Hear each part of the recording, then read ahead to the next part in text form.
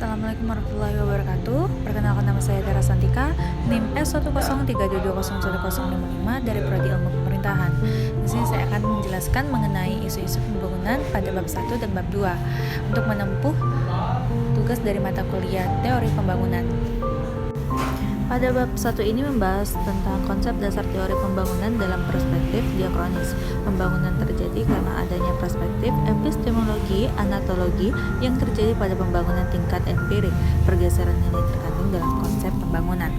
Batasan pembangunan yang nampaknya bebas dari kaitan tata nilai tersebut di dalamnya realitasnya menimbulkan interpretasi yang sering sekali secara diametrik bertentangan satu sama lain, sehingga mudah menimbulkan kesan bahwa realitas pembangunan pada hakikatnya merupakan self-project reality. Dalam teori pembangunan terdapat indikator mengenai pergeseran nilai yang terkandung dalam konsep pembangunan. Yang pertama ada aliran klasik dan indikator sosial. Masa-masa setelah Perang Dunia Kedua ditandai oleh timbulnya kembali masalah yang telah menjadi titik perhatian para negarawan dan ahli ekonomi pada akhir abad ke-18 dan awal abad ke-19, yaitu persoalan bagaimana menjamin perbaikan tingkat hidup secara terus-menerus. Aliran klasik indikator terdapat pada indikator murni. Indikator ekonomi murni ternyata dicanangkan pula oleh Perserikatan Bangsa-Bangsa sebagai indikator resmi badan tersebut dalam waktu kurun dasar warsa pembangunan 1.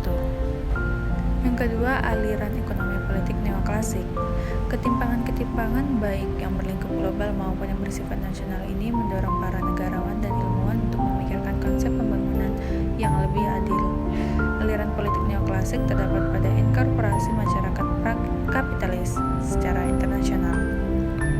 Dengan demikian, kontradiksi kapitalis dan sejarah perkembangan kapitalisme itu sendiri yang menyebabkan underdevelopment di negara-negara satelit dengan memulai eksplorasi surplus ekonomi dari negara satelit tersebut. Yang ketiga yaitu aliran neo-ekonom. Di balik angka-angka GNP datang dari mereka yang diidentikan sebagai pencetus indikator pembangunan neo-ekonomi.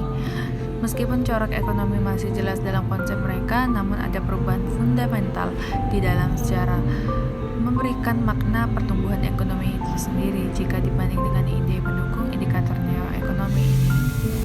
Yang keempat yaitu aliran pembangunan berwajah manusiawi.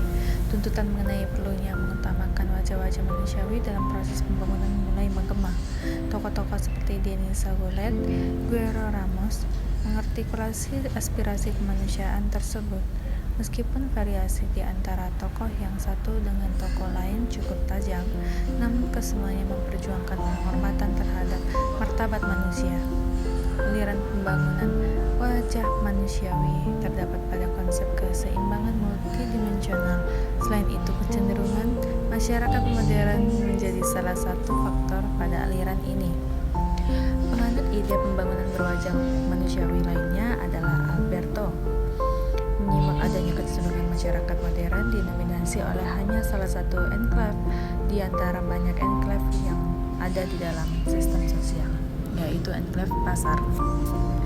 Dominasi kehidupan manusia oleh enklave pasar ini mendeklarasikan martabat manusia menjadi makhluk yang semata-mata berfungsi sebagai maksimum manfaat.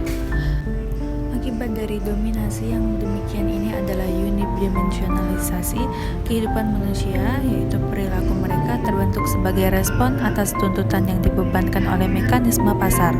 Proses ini telah menanamkan akar-akarnya pada kehidupan masyarakat sehingga unidimensionalisme hidup manusia seringkali diidentifikasi sebagai hakikat manusiawi itu sendiri. Di bawah tekanan sistem pasar tadi, tidaklah mengherankan kalau orang-orang sering menyalahkan tafsiran hakikat manusiawi dan proses aktualisasi. Terdapat pembangunan versi Golet adalah kebebasan dalam arti yang fundamental yang meliputi kebebasan dari persaingan terhadap hak hidup material yang layak, kebebasan dari keperbudakan oleh manusia atas manusia, kebebasan dari ketidakacuan orang lain, kebebasan dari kesengsaraan dan kemelaratan. Dengan kata lain, kualitas kebebasan ini akan menyangkut kebebasan kesempatan bagi masyarakat dan anggotanya untuk menentukan pilihan mereka serta menyangkut pula minimisasi kendala eksternal yang menghalangi usaha mereka dalam mencapai tujuan. Selanjutnya, makna dari pembangunan. berakhirnya proses undimensionalisasi manusia Indonesia sebagai makhluk dengan membuat orientasi politik dan distribusikannya dengan perencanaan yang lebih rasional dan pragmatik yang berawal dari kurun waktu tahun 1965 membawa bangsa Indonesia kepada rentang yang alternatif baru.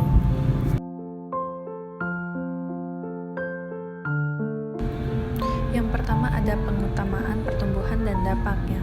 Pemilihan alternatif setelah stabilitas nasional tercapai nampaknya paralel dengan apa yang dicanangkan oleh Perserikatan Bangsa-Bangsa, memperbesar kue nasional atau dengan kata lain mengutamakan pertumbuhan ekonomi. Bagi suatu ekonomi nasional yang baru saja menyelamatkan diri dari tabir kehancuran, kiranya alternatif yang dipilih ini merupakan suatu yang wajar. Pengutamaan pertumbuhan terutama pada persoalan ekonomi yang ditinjau dari tolak ukur ekonomi. Ketimpangan antar parsial dan antar strata, ketimpangan antar parsial maupun ketimpangan demikian yang antar strata dalam suatu struktur ekonomi nampak makin nyata.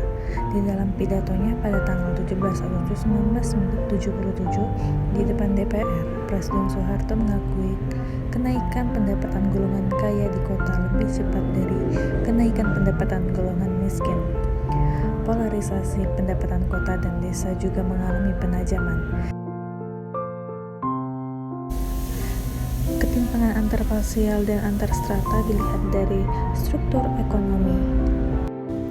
Yang ketiga, pergeseran paradigma pembangunan, bahwa pemerintah adanya kelemahan dalam strategi pembangunan dan adanya distorsi arah pembangunan nasional. Maka dari itu proses pembangunan nasional membawa pada kesimpulan bahwa adanya pergeseran paradigma pembangunan yang dianut oleh pemerintah. Yang pertama ada pengembalian prioritas trilogi pembangunan, yang kedua ada nilai-nilai keadilan kemanusiaan, yang ketiga ada pemitosan pembangunan atau sesuatu desakan dan tanggung jawab. Pada bab 2 kali ini paradigma dalam pembangunan negara yang sedang berkembang atau NSBP identik dengan upaya peningkatan pendapatan per kapita atau strategi pertumbuhan ekonomi. NSB mulai menyadari bahwa pertumbuhan tidak identik dengan pembangunan. Pertumbuhan ekonomi tinggi setidaknya melampaui negara-negara maju pada tahap awal pembangunan. Nah, sekarang pertumbuhan ekonomi mencatat peningkatan produksi barang dan jasa secara nasional, sedangkan pembangunan berdimensi lebih luas dari sekedar peningkatan pertumbuhan ekonomi. Strategi pertumbuhan dengan distribusi para propan, strategi pertumbuhan dengan distribusi atau restribusi dari pertumbuhan pada hakikatnya menganjurkan NSB agar tidak hanya memusatkan perhatian pada pertumbuhan ekonomi, namun juga mempertimbangkan bagaimana distribusi pembangunan tersebut. Yang A ada strategi kebutuhan pokok yang dimana pada konferensi dunia tentang kesempatan kerja pada tahun 1976. Yang B strategi pembangunan mandiri. Strategi pembangunan mandiri berkaitan dengan strategi pertumbuhan dengan distribusi, namun strategi ini memiliki pola motivasi dan organisasi yang berbeda. Pada strategi ini populer sebagai dari paradigma dependensia dan tidak bisa dilepaskan dari pengalaman India pada masa Mahatma Gandhi, Tanzia di bawah Julius Nyerere. Konsep mau lebih menekankan pada usaha-usaha mandiri dengan sedikit atau tanpa integrasi dengan luar. Yang C ada strategi pembangunan berkelanjutan. Pembangunan berkelanjutan muncul ketika isu mengenai lingkungan muncul pada dasawarsa 1970. Pesannya utamanya adalah bahwa tata dunia baru atau lama tidak akan menguntungkan apabila sistem biologis alam yang menopang ekonomi dunia tidak diperhatikan. Yang D ada strategi berdimensi etnik. Strategi ini bermula muncul ketika adanya konflik antar etnis, isu antar etnis atau rasial suku berkembang di Afrika dan semakin intens terjadi di Asia Selatan pada dasawarsa 1980-an. Hal yang sering terjadi terutama pada masyarakat di mana terdapat multi etnis. Sekian dari saya, terima kasih. Assalamualaikum warahmatullahi wabarakatuh.